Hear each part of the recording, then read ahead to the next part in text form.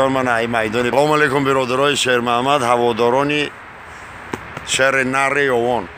خیلی سپیدم خدای گفته میان نصرانیاتونو برداریم. روز زمستان من ای میدان پر از خنکی در بر سه کس شش دیگر مسئله کسی یک منگیش نمیس، دوی منگیش پژرنیک، سه منگیش کارکنی مارک. صحبت شرین رسته نمیس چی مگه شاو یا حادثه شدگی بود. من یا بندر خون تا که 42 آدم خفیدگیم.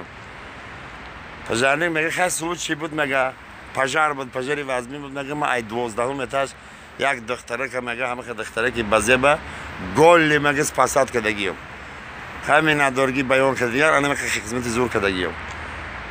کارکنی مارک چی مگه مادام سلوت چی بود؟ یک وقت گستین صفایی رو کردن. خیلی کمان در خطی رفتیم، کاملا ترکش دادیم در آمدیم مرده رو بگیریم برای میگیم مرده رو چلوش خستگی همه خیل خیلی نیوداب نه بین کلیدار خطی بین خلق خطی بروردن گرفتیم چلوشو بریدیم گرفتیم آوردیمش مارک. بعد چی گفت شید؟ نمیز خطی پژرنیم خسته بعد چی گفت شید؟ بعد چی گفت شید؟ بر رسواگی شید ما پراست اتجار رو پره پوتات کردیم دیگه کسی بریدیم آورده.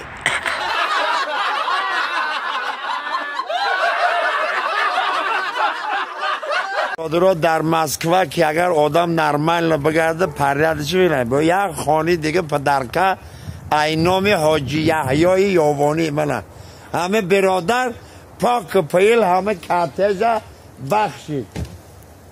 بخشیدی براتن بیا یا اچاق کنم همه نصیب کنه گب نسته براتن یک کلیتاش ایکداسی همه سال بدرویم زندگی کلیمش میشه